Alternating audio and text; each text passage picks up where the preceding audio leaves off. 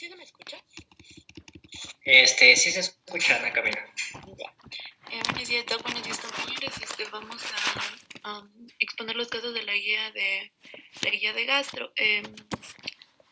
Conformamos el grupo mi compañero Dani Jiménez y quienes hablan Ana Camila Larrea. Ya. Tenemos el primer caso, que nos habla de un hombre de 59 años que concurre a la consulta con náuseas y vómitos alimentarios, posteriormente biliosos. Realizó 2 deposiciones blandas negruzcas en poca cantidad hace unas 6 y 1 hora aproximadamente. Antecedente de alcoholismo crónico. Comenta que esos síntomas aparecieron luego de una fiesta a la que asistió. El examen físico presenta mucosas secas y ligero dolor abdominal generalizado. Nos hablaba en este caso de que se trata de un cuadro de náuseas y vómitos por transgresión alimentaria y un probable sangrado digestivo alto. Dentro de lo que hemos pensado en el tratamiento no farmacológico, pusimos hidratación parenteral, alimentación parenteral, control de signos vitales, control de ingesta y eliminación de líquidos. En el tratamiento farmacológico, un antiemético, protectores gástricos, en este caso el omeprazol, y transfusiones sanguíneas en caso de ser necesario. Del omeprazol, tenemos que tiene como mecanismo de acción inhibir la secreción del ácido en el estómago. Este se va a unir a la bomba de protones en la célula parietal gástrica, inhibiendo el transporte final de hidrógeno a lo que es el lumen gástrico. Se puede dar en sólido parenteral 40 miligramos en 5 ml en vía intravenosa y en sólido oral 20 miligramos por vía oral. La duración del efecto va a ser de 8 a 24 horas. Este omeprazol se va a dar 8 miligramos cada hora por 72 horas vía intravenosa, y luego se va a continuar vía oral con tabletas de 20 miligramos cada 24 horas. Dentro de lo que es el antiemético, estos van a suprimir o aliviar lo que son los vómitos y la sensación de náuseas que se mencionaba que tiene el paciente, y escogimos la metoclopramida, o también podemos usar la que es la doperidona, que son los más utilizados en esta población. Se utiliza de 10 miligramos hasta 3 veces al día, intravenosa, y debe administrarse lentamente durante al menos unos 3 minutos. Dentro del problema 2, tenemos que concurre a la consulta a un paciente de 71 años de edad que al día presenta incremento del número de evacuaciones de menor consistencia de la habitual, dolor abdominal tipo cólico difuso de moderada intensidad, y este cuadro se inicia luego de una transgresión alimentaria y alcohólica. Tiene de antecedentes una hipertrofia prostática benigna y retención urinaria aguda por 2 ocasiones hace 1 año, que requirió de un sondaje vesical evacuatorio. Nos hablaba de trabajar sobre un cuadro de diarrea aguda no infecciosa en pacientes con antecedente de obstrucción urinaria aguda. Para rehidratar al paciente, ya que hablamos de una deshidratación, podemos usar 1 litro de agua, 20 gramos de glucosa, 3.5 gramos de cloruro de sodio, 1.5 gramos de cloruro de potasio o 2.5 gramos de bicarbonato de sodio. Dentro de alimentos que no se deben ingerir en estos casos, en los procesos diarreicos, sería leche, grasas, estimulantes de reflujo gastrocólico, fibra vegetal y eso. Dentro del tratamiento farmacológico, podemos hablar de que se le puede dar un racecadotril, o también conocido como el acetrofán, ya que trata la diarrea aguda en adultos. Es un fármaco antisecretor que actúa mediante la degradación de encefalinas, lo que va a llevar a la reducción de la hipersecreción de agua y electrolitos en la luz intestinal sin afectar la motilidad gastrointestinal o colónica. Esta dosis se va a dar 100 miligramos cada 8 horas en adultos, ya que estamos hablando de un adulto, y se lo deja como un periodo máximo de 7 días. Listo. El problema 3 nos habla de una anciana de 67 años con sobrepeso que lleva una vida sedentaria. Esta refiere presentar evacuaciones intestinales muy espaciadas, 2 veces por semana. que son dificultosas, dolorosas y de heces duras. Se descausan causas orgánicas o de estreñimiento. Se trata de un caso de estreñimiento crónico. Muy bien. Debemos recordar que los agentes formadores de masa fecal se utilizan para normalizar el tránsito intestinal en pacientes con estreñimiento crónico, como es el caso de la paciente. Entonces vamos a usar un formador de masa que es la metilcelulosa en cápsulas de 500 miligramos en dosis de 3 a 5 gramos diarios. Este va a incrementar el volumen del bolo fecal, lo cual va a estimular la actividad motora intestinal.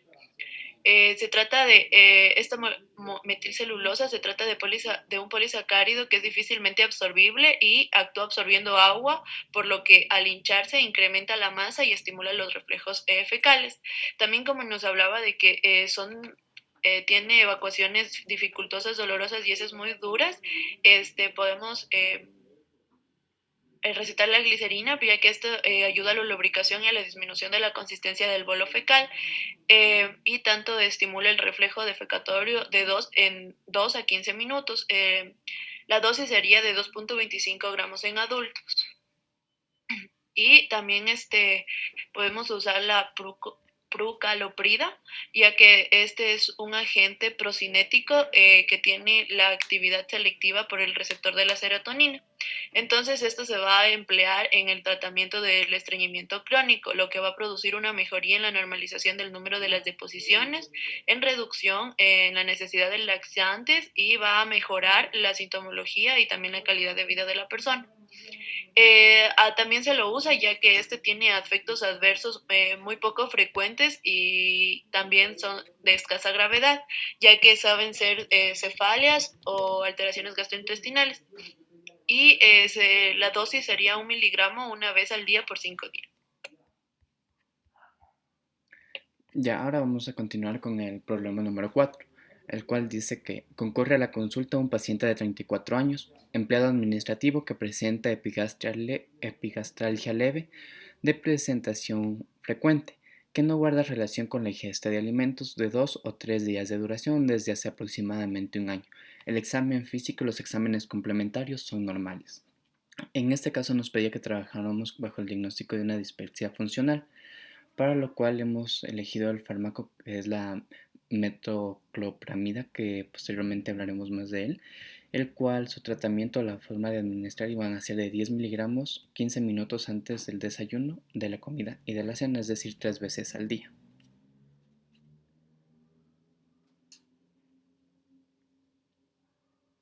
Ya, al hablar de la metoclopramida, vemos que este es un antiemético, un gastrocinético y agente procinéptico. Su mecanismo de acción va a ser que es un antagonista de los receptores dopaminérgicos de estimulación químico-receptora y en el centro emético de la médula implicada en la apomorfina y del movimiento inducido. La administración de este fármaco va a ser oral y su dosificación es la siguiente. Aquí he mencionado uno de los fármacos que se encuentra dentro del mercado ecuatoriano, que es el Metoclox en tabletas de 10 miligramos. Su dosis de administración es la que les había mencionado, que era de 10 miligramos hasta 3 veces al día, de 15 a 30 minutos antes de las comidas. Su dosis máxima que se puede administrar es a través del cálculo de 0.5 miligramos por kilogramo de peso al día. En el caso de una persona que pesará 70 kilogramos, esta dosis máxima serían 35 miligramos. En cuanto a los efectos adversos, tenemos como son somnolencia, diarrea, astenia y trastornos extrapiramidales, debido a que la metoclopramida es un fármaco que puede atravesar la barrera hematoencefálica. Estos trastornos extrapiramidales solo se producen al exceder la dosis recomendada. También se presenta el parkinsonismo, acaticia, depresión, hipotensión, aumento transitorio de la presión arterial. El siguiente problema, el problema 5, nos habla de que concurre a la consulta un paciente de 48 años que presenta distensión abdominal, dolor tipo cólico desde hace un año. Desde hace 5 meses la sintomatología es más frecuente, generando malestar y preocupación.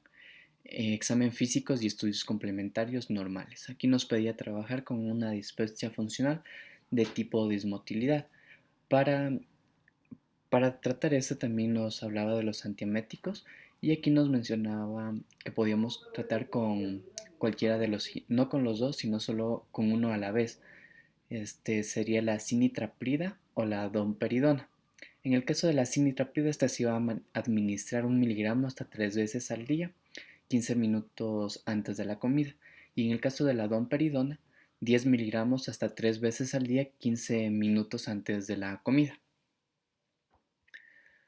Vamos a hablar de la sinitraprida, la cual, como les había mencionado, también es un gastrocinético y un agente procinéptico.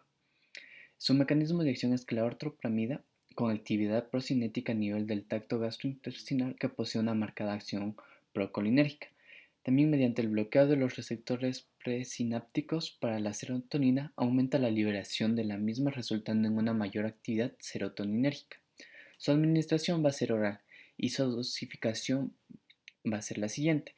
Uno de los medicamentos una de las presentaciones en las que se encuentra dentro del mercado ecuatoriano es con el nombre de Endial en comprimidos de 1 miligramo. Su dosis es, como les había mencionado, de 1 miligramo hasta 3 veces al día, 15 minutos antes de la comida. Y sus efectos adversos son ligera sedación y somnolencia. Algo que había de manifestar de la sinitrapirida es que por qué he tomado primero la sinitrapida es que esta tiene menos efectos adversos. Algunos de los efectos adversos que también se han manifestado últimamente eran efectos cardíacos, pero que todavía no se habían logrado confirmar del todo. En el caso de la domperidona, había que mencionar que esta era otra de las opciones con las cuales se podía tratar, pero que en 2014 la Agencia Europea del Medicamento restringió el uso de este fármaco e incluso se aconsejó el retiro de las presentaciones de 20 miligramos debido al aumento de las reacciones adversas cardíacas, las cuales mencionaré después. Y es por esto que por estas reacciones adversas se lo ha tomado como segunda opción. Su mecanismo de acción es un antagonista dopaminérgico con propiedades antiméticas y la dopamirona no atraviesa fácilmente la barrera hematoencefálica. Su administración es oral y su dosificación, uno de los fármacos que se encuentra en el país es el Motilium en suspensión oral de 1 miligramo por mililitro. Su dosis es de 10 miligramos hasta 3 veces al día, 15 minutos antes de las comidas. En cuanto a los efectos adversos, como les había mencionado, son las reacciones adversas cardíacas como la prolongación del intervalo QT, el torsade de Pointes, las arritmias ventriculares graves e incluso la muerte cardíaca súbita. Aparte de esto también produce hiperprolactilemia, cólicos abdominales o diarrea. Ya, en el problema 6 tenemos lo siguiente, que es un paciente de sexo masculino de 58 años de edad con antecedentes de alcoholismo crónico, que presenta desde hace más de 3 meses epigastralgia y pirosis que calma con la ingesta. El examen físico revela ligero dolor a la compresión en epigastrio y el resto se encuentra normal. Se le indica endoscopía digestiva alta, evidenciándose una úlcera gástrica y la biopsia descarta patología neoplásica e infección por Helicobacter pylori. En este caso nos pedía trabajar bajo el diagnóstico de una úlcera gástrica. Hay que mencionar que dentro de este caso ya nos menciona que no hay una infección por Helicobacter pylori, por lo cual el tratamiento se debe centrar en la úlcera gástrica. Y también algo que se podría investigar también es que si esto tiene si es que esta úlcera gástrica tiene tal vez relación con fármacos como AINES, en el cual se tomaría también otra forma de tratamiento. En este caso, el fármaco de elección ha sido el omeprazol, que es un inhibidor de la bomba de protones. Dentro de los inhibidores de la bomba de protones, nos mencionaba que podíamos usar cualquiera de estos como pueden ser el omeprazol, el lansoprazol y el pantoprazol. Hemos elegido el omeprazol puesto que es el que más referencia tiene sobre de estos fármacos. Su tratamiento va a ser de 20 a 40 miligramos una vez al día de 4 a 8 semanas. El omeprazol, como había mencionado, es un inhibidor de la bomba de protones. Su mecanismo de acción es que inhibe la secreción del ácido en el estómago y se une a la bomba de protones en la célula parietal gástrica, inhibiendo el transporte final de hidrógeno al lumen gástrico.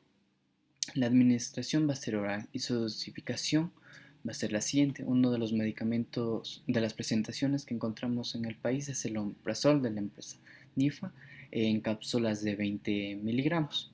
Su dosis, como voy a mencionar, era de 20 a 40 miligramos una vez al día por 4 a 8 semanas. Los efectos adversos iban a ser la cefalea, dolor abdominal, estreñimiento, diarrea, flatulencias, náuseas, vómitos y pólipos gástricos benignos. Y otra opción que teníamos para tratar también las úlceras gástricas era a través de los antihistamínicos. Uno de estos es la ranitidina, que es, como había mencionado, son los inhibidores de la secreción de ácido gástrico. Su mecanismo de acción es que antagoniza los receptores de la histamina de las células parietales del estómago e inhibe así la secreción estimulada y basal del ácido gástrico y reduce la producción de pepsina. Su administración va a ser oral y su dosificación es la siguiente. Uno de los medicamentos que hay en el país es la ranitidina de la empresa NIFA, que viene en tabletas recubiertas de 150 miligramos a 300 miligramos.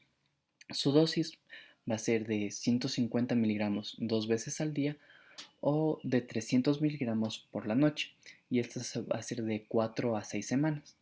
Sus efectos adversos son poco frecuentes, entre ellos tenemos el dolor abdominal, estreñimiento y náuseas. Lo que cabe recalcar es que estos síntomas van a mejorar con el tratamiento continuado.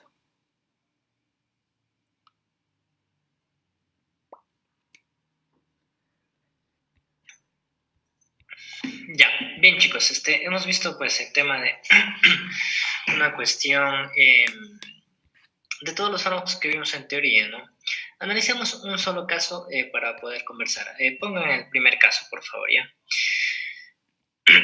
Leámoslo y vamos opinando acerca del mismo, más que todo porque son circunstancias comunes que suceden a lo largo de nuestra práctica médica, ¿no? A ver, según este caso, manifiesta que es un hombre de 59 años que va a la consulta por presencia de náuseas, vómitos alimentarios, posteriormente biliosos, que realiza 2 deposiciones blandas negruzcas en poca cantidad, hace 6 y 1 hora aproximadamente, ¿no? Antecedente de alcoholismo crónico, ojo, algo que hay que tener mucho en cuenta.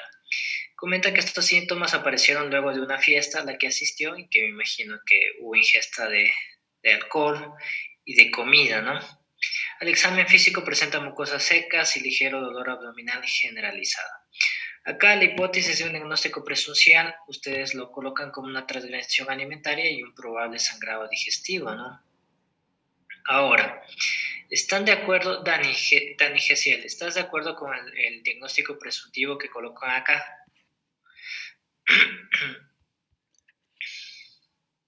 Sí, Doc, porque nos habla por los antecedentes que también tiene del alcoholismo crónico. Ya, muy bien. Entonces, bueno, la cuestión de las náuseas y vómitos pueden ir encaminadas al tema de la transmisión alimentaria, también estoy de acuerdo, ¿no? Pero acá hay algo que hay que tomar mucho en consideración, es el antecedente del alcoholismo crónico de este paciente y que toda esta sintomatología digestiva pues está gatillada por, me imagino, posterior al tema de la fiesta. La ingesta nuevamente de alcohol puede ser una de las opciones o de la comida, ¿no? Si yo pongo que realiza, o mejor dicho, en este caso clínico está expuesto que realiza 2 deposiciones blandas negruzcas, yo creo que en este sentido estamos hablando de una hemorragia digestiva, ¿no? Ahora, ¿cómo yo diferencio en este aspecto, Ana Camila? Yo sé que es algo que ven en semiología, pero ¿cómo diferencio yo un sangrado digestivo alto de un sangrado digestivo bajo?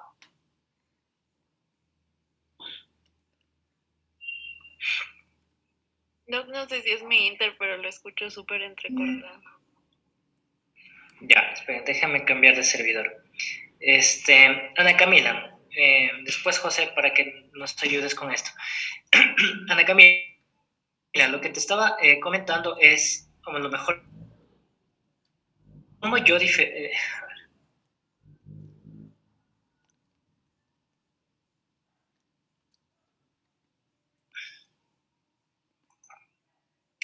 ahí espero que me puedan escuchar mejor. Yo diferencio o cómo yo sé que se trata de una hemorragia digestiva alta o baja.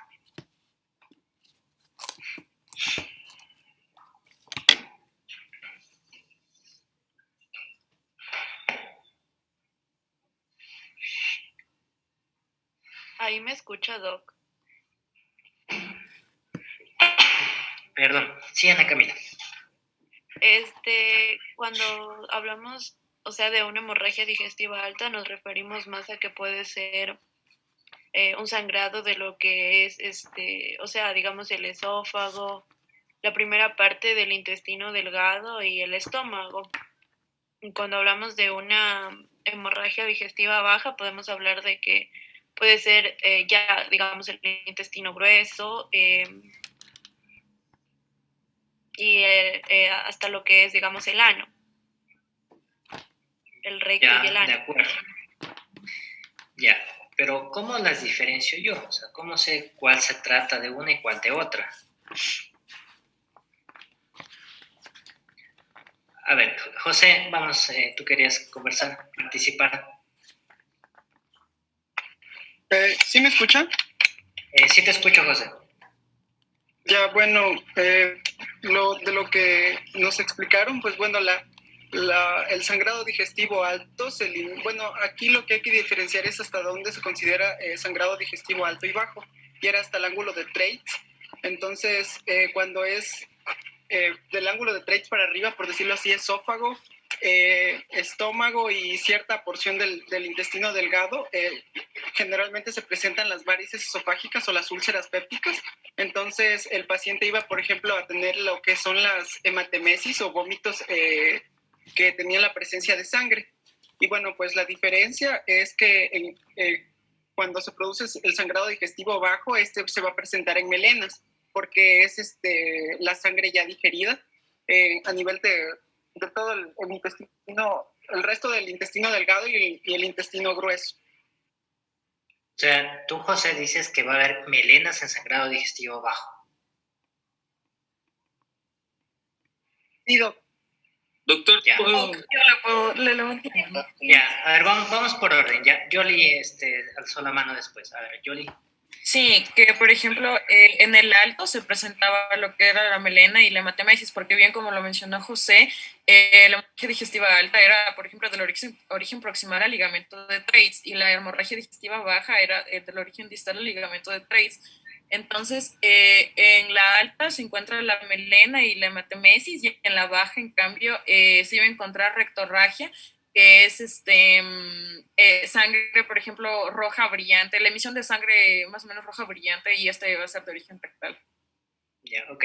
Anderson, ¿querías acotar algo? Sí, iba a decir justamente lo que dijo mi compañera, que más bien la melena se daba en la digestiva alta. Y bueno, por acotar un poco más, en el caso de lo que es la hemorragia digestiva baja, aparte de la rectorragia que ya mencionó, también suele presentarse la hematoquesia, cuando, o sea, se presentan las deposiciones con coágulo. Ya, exacto, ya. Desde ahí partamos, ya. Entonces, la definición anatómica, la que ustedes manifestaron, correcta. La división es el ángulo de Treitz. Ángulo de Treitz hacia arriba, alta, ángulo de Treitz hacia abajo, baja, valga la redundancia, ¿no? Muy bien, las características son las que acabaron de ustedes de mencionar, pues en la alta vamos a encontrar la hematemesis, que bueno, yo creo que no hay por dónde perderse. Son vómitos con sangre, y el tema de las melenas, ¿no? Que prácticamente es una sangre negruzca, como en concho de café, alguno de los libros te los describe así, y el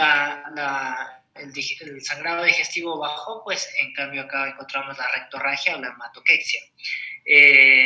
La diferencia entre las melenas y la rectorragia, pues va a ser el color de la sangre, ¿no? Cuando tenemos un sangrado digestivo alto, pues prácticamente la sangre tiene que atravesar todo el sistema digestivo y por ende pues se va descomponiendo a lo largo de su trayecto, a diferencia de la rectorragia en donde la sangre es rojo rutilante, es decir, que es una sangre, por así decirlo, de un sangrado proximal en cuanto al tema del ano, del recto. Entonces, por eso de ahí viene el tema de su color.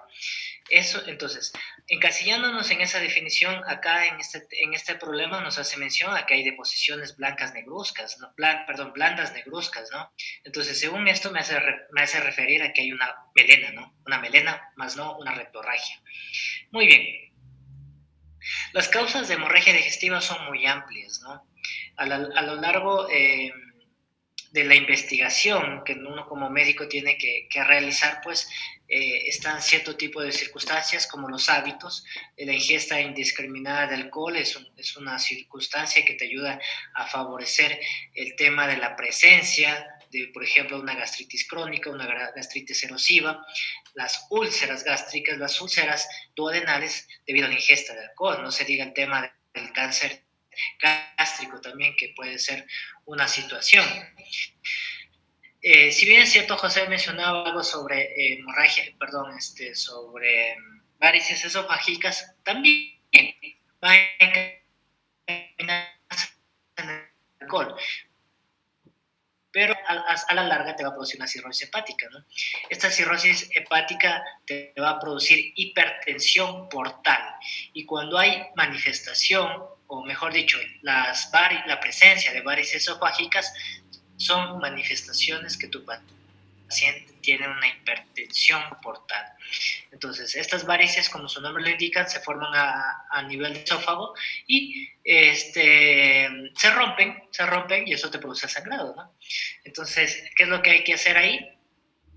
La situación sería ligar esas varices, ¿no? Para evitar que se perpetúe el sangrado. Pero bueno, estamos enfocados acá en este problema. Entonces, el antecedente del alcoholismo presenta a este paciente melenas, ¿no? Entonces, ¿cuál sería el tratamiento ideal aquí en este tipo de circunstancias? Kevin Antonio, ¿qué le das tú a este paciente que te llega con ese sangrado digestivo alto? ¿Cuál sería el tratamiento de cabecera que tendría que darle a este paciente?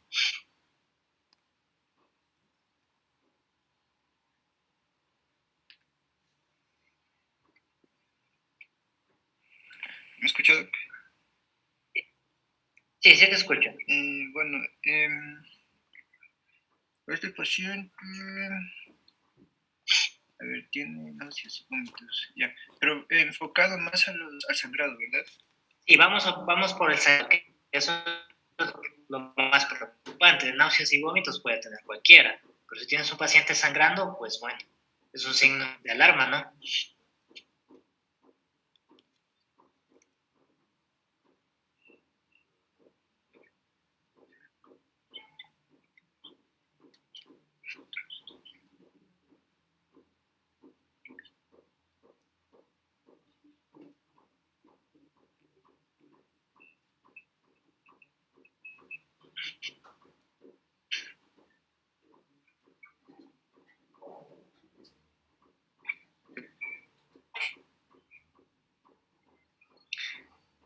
Ya.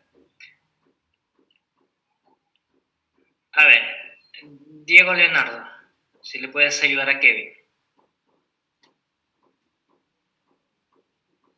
¿Cómo está? ¿Ahí me escucha tal vez?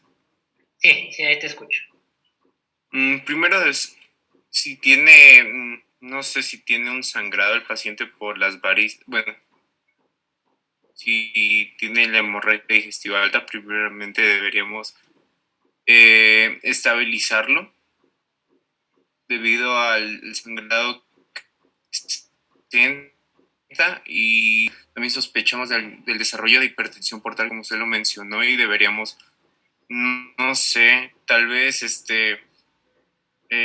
administrar somatostatina, puede ser. ¿Y en qué me ayudaría la somatostatina ahí?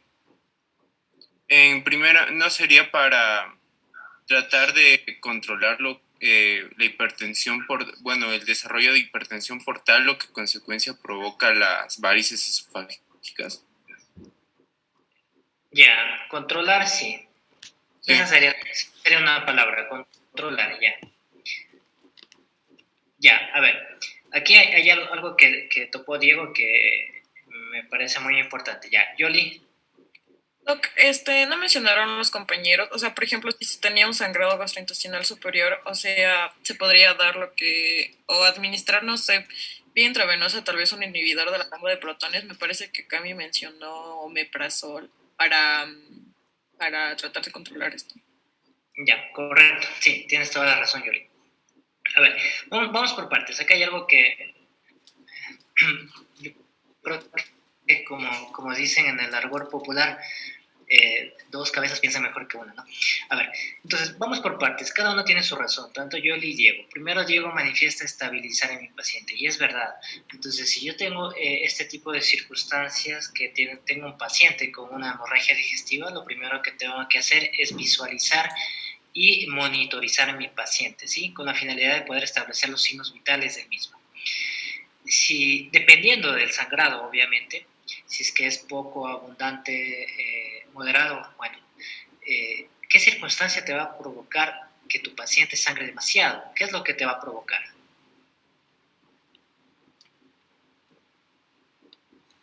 ¿Qué les puede provocar, chicos? Yendo en el hilo de este caso. Tengo un paciente con hemorragia.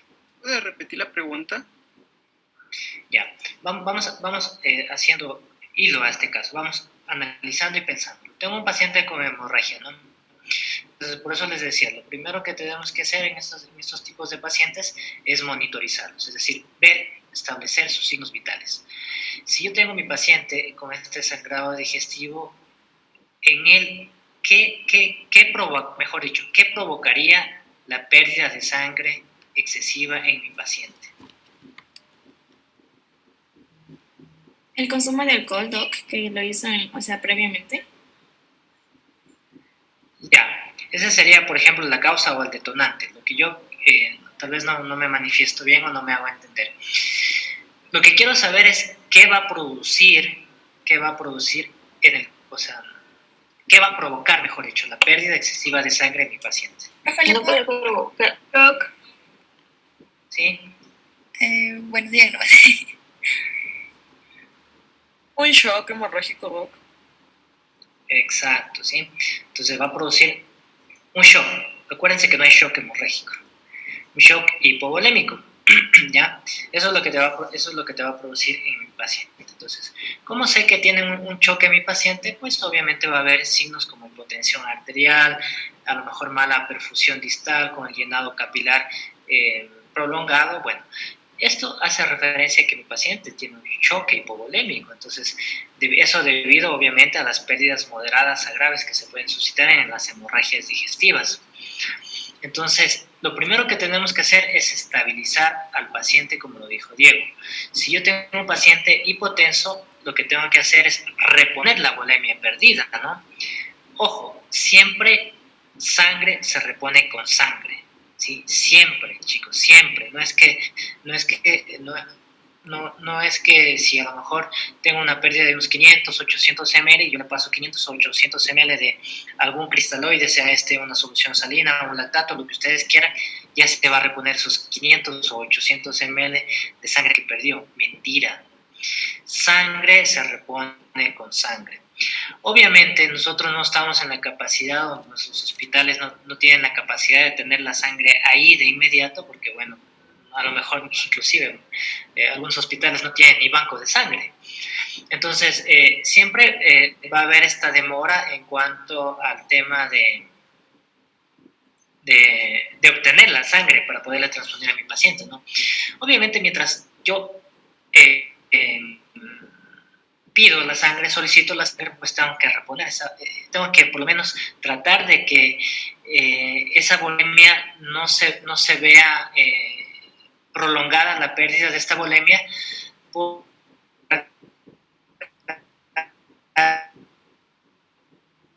si va a haber hipoperfusión, es decir, no va a haber suficiente cantidad de sangre que llegue a órganos diana principalmente, nuevamente hago hincapié, corazón, riñón y cerebro.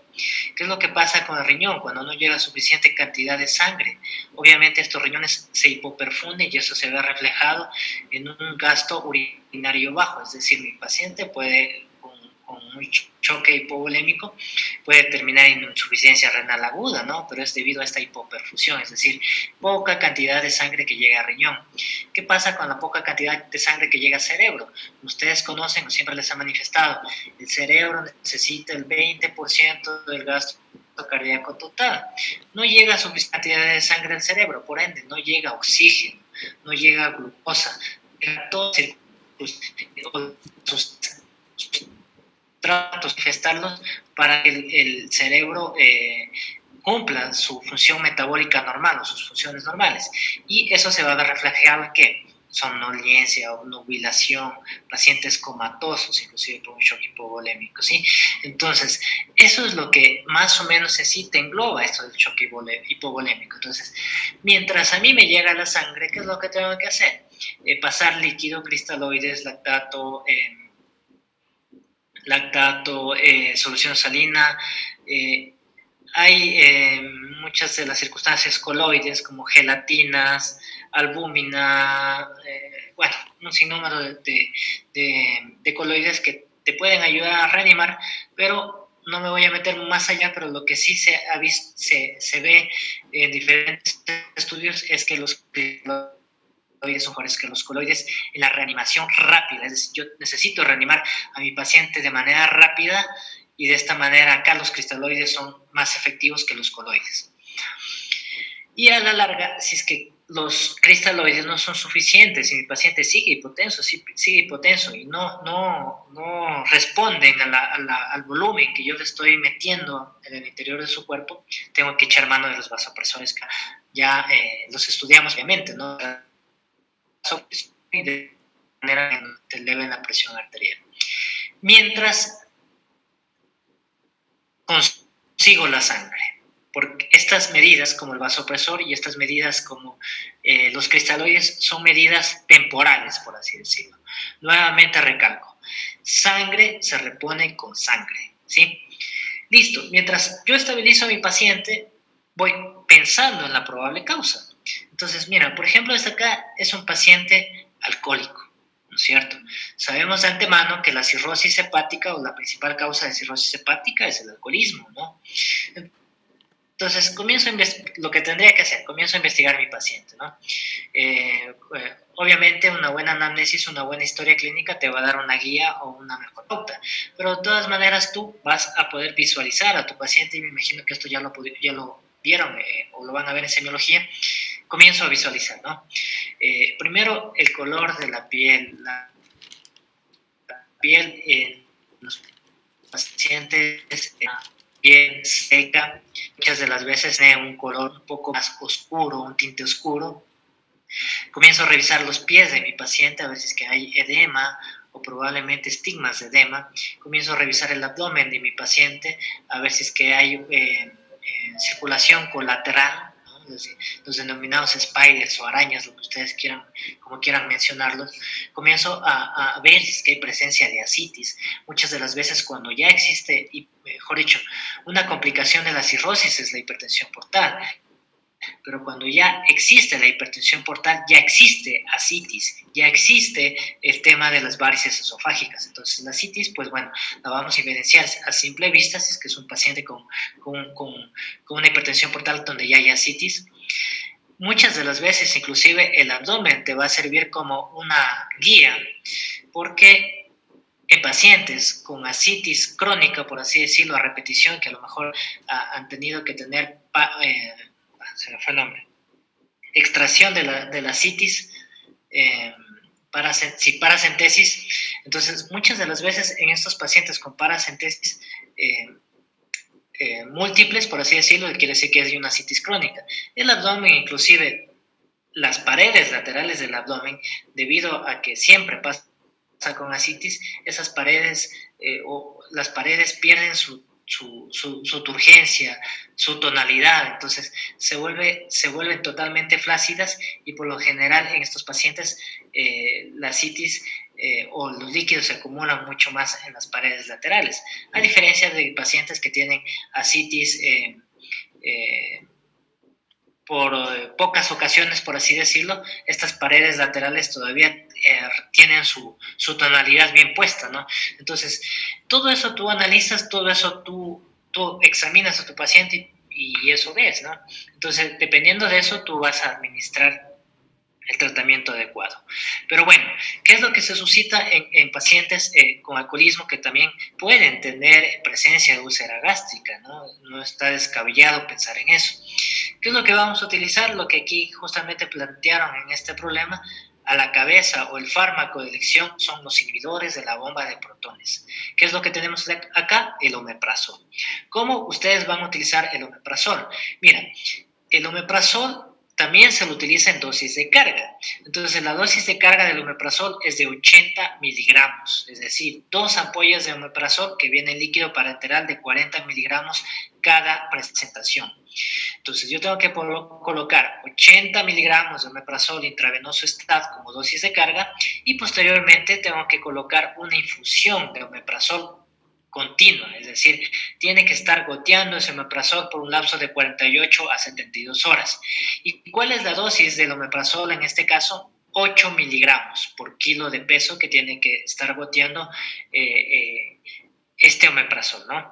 Ahora, ¿cómo preparamos nosotros la bomba de omeprazol? Hay muchas maneras de prepararlo. Por ejemplo, puedo preparar en 250 ml de solución salina, colocar en este caso 200 miligramos de omeprazol. Entonces, si digo yo 200 miligramos de omeprazol, estoy refiriéndome a que tengo que colocar 5 ampollas de omeprazol, ¿no es cierto?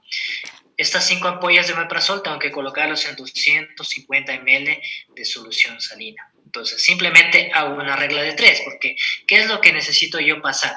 8 miligramos hora, ¿no es cierto? Que eso es lo que tengo que pasar, o eso es lo que me dice la guía que tengo que pasar. Simplemente hago una regla de 3, entonces coloco 250 ml de solución salina que contiene 200 miligramos de omeprazol.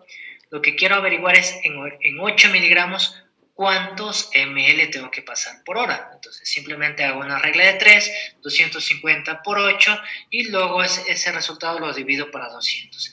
Y si no me equivoco me sale a 10 ml hora.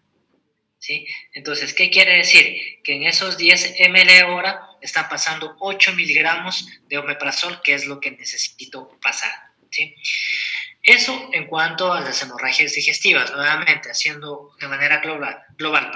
Las hemorragias digestivas, en este caso, el fármaco de elección son los inhibidores de la bomba de protones, el omeprazol, nuevamente dosis de carga 80 miligramos y luego la infusión tiene que estar pasando a 8 miligramos hora por un lapso de 48 a 72 horas.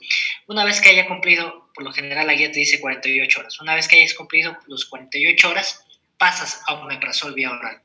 Omeprazol endovenoso, 40 miligramos cada 12 horas. Aquí va una pregunta. ¿Por qué utilizo omeprazol endovenoso y por qué no utilizo omeprazol vía oral en las hemorragias digestivas? Porque no se puede realizar la absorción. Exacto.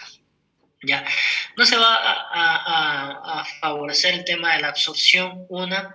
2, estos pacientes siempre tienen que estar chicos en NPO, ¿sí? Porque si sospechamos nosotros de una úlcera gástrica al alimentar a mi paciente, una es que tengo que prepararlo para hacerle una endoscopía, que eso es lo que debería de hacer, pensando que existe algún tipo de úlcera, pensando que existe a lo mejor varices esofágicos, o sea, necesito hacerle endoscopía a este paciente, ¿no? Entonces, lo preparamos para eso, y otra es que ustedes conocen, ¿no?, que el ácido clorhídrico es una circunstancia que la comida va a favorecer la producción de ácido clorhídrico, ¿no? Y por ende, ¿qué es lo que va a pasar con el ácido clorhídrico? Va a destruir mucho más la mucosa si es que ya está dañada, la mucosa gástrica, que es lo que me refiero. Entonces, por eso siempre estos pacientes tienen que estar en NPO colocar su zona nasogástrica para de esa manera poder liberar todo, a lo mejor todo el flujo sanguíneo que está acumulado ahí, dejar esa zona nasogástrica caída libre y prepararlo para una endoscopía, ¿no? Pero de antemano la bomba de omeprazol es fundamental acá. Ahora, existen otros medicamentos, como ya mencionó la somatostatina, otro medicamento que se utiliza con bastante frecuencia es el octreotide, ¿sí? Que es un medicamento que, ojo, es muy útil en las hemorragias digestivas, pero de origen varicoso. Cuando yo tengo ya tengo un paciente, digamos, con diagnóstico de cirrosis, ya sé que tiene hipertensión portal, me visitan frecuentemente por ascitis, entonces es mucho más fácil, ¿no? Poder pensar en que tiene una varices, ¿no? Entonces, en este tipo de pacientes, yo lo que utilizo en este caso es la infusión de octreotide. Eso en cuanto al tema de los inhibidores de la bomba de protones. De ahí, pues, la náusea y el vómito que manifiesta acá, pues, bueno, pues, puede ser producidos por la misma secreción exagerada de ácido clorhídrico, por la misma ingesta de alcohol, bueno, muchos tipos de circunstancias. ¿Qué es lo que puedes utilizar? Antieméticos, como ya lo nombraron. Pero aquí les hago otra pregunta, chicos. ¿Qué pasa si mi paciente tiene una hemorragia digestiva? Y yo ya hice una endoscopía y la endoscopía no me reporta nada. En otras palabras, es una endoscopía limpia. Entonces me pongo a pensar y no digo, a lo mejor puede que sea un sangrado digestivo bajo, ¿no? Hago una colonoscopía y la colonoscopía limpia. ¿Qué hago ahí? Pero mi paciente sigue sangrando.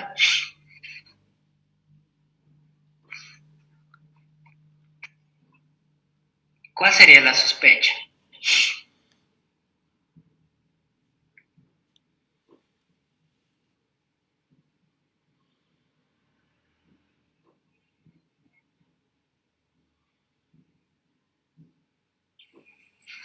¿Cómo ha sido? ¿Puede repetir la pregunta, por favor?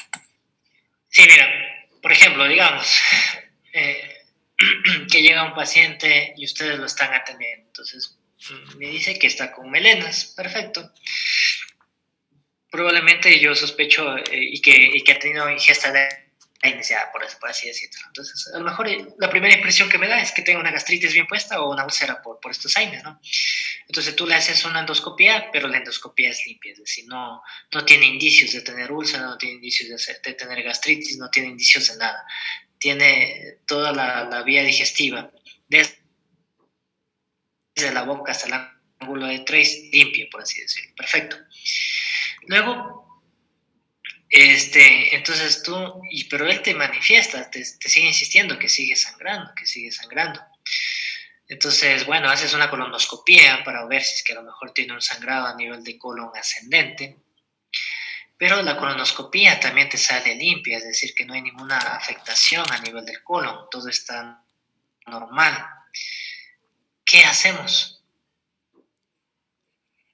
Podría ser que tal vez está causado por varices esofágicas, tal vez, por alguna ruptura de... A veces suele ser una, aparte de una...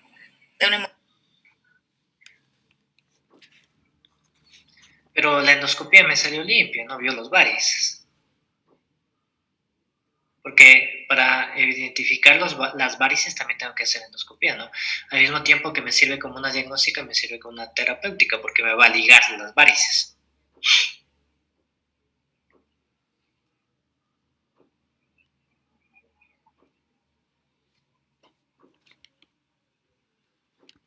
¿Qué hago ahí, chicos? La endoscopía, ¿de dónde a dónde va?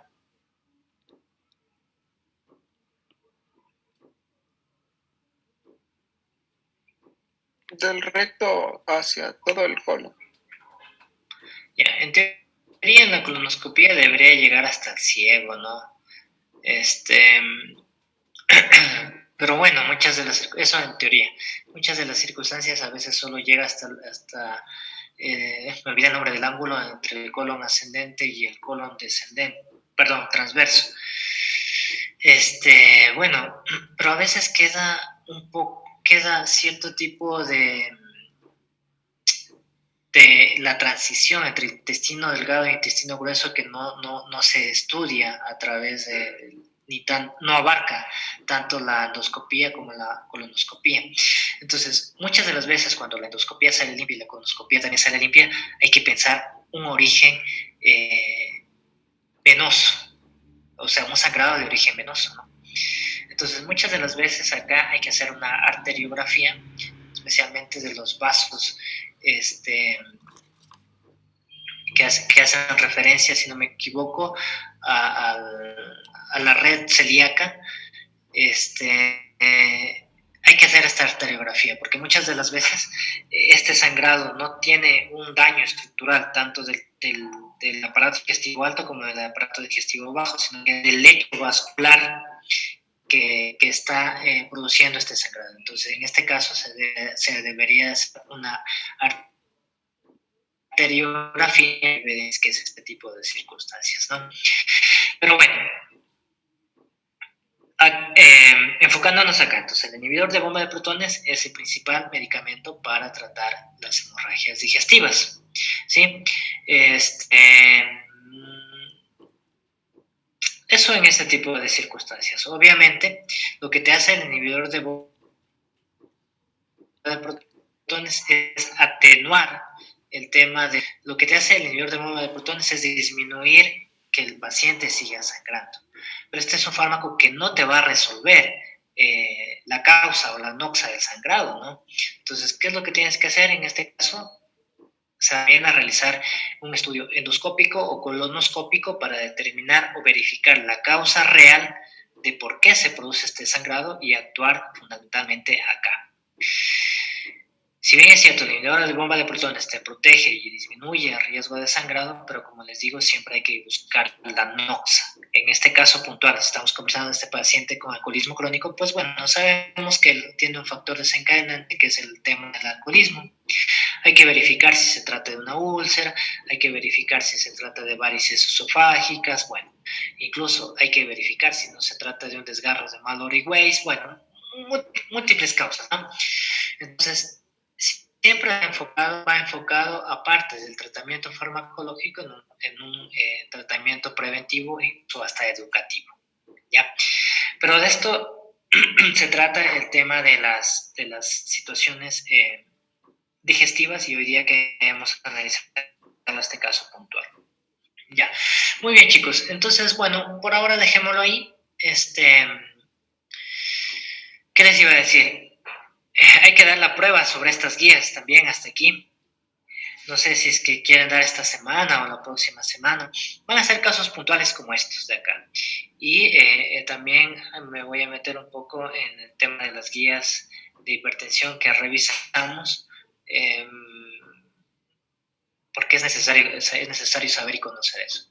Entonces, la gran pregunta va acá, chicos. ¿Desean dar justamente esta semana? Yo sé que tienen el examen de teoría. O cuándo nos ponemos de acuerdo para dar el examen, para poder plantear yo también con el otro grupo y como siempre llegar a un acuerdo para habilitar la plataforma. No creo que nos ponemos de acuerdo con los chicos y le aviso. ¿Le parece?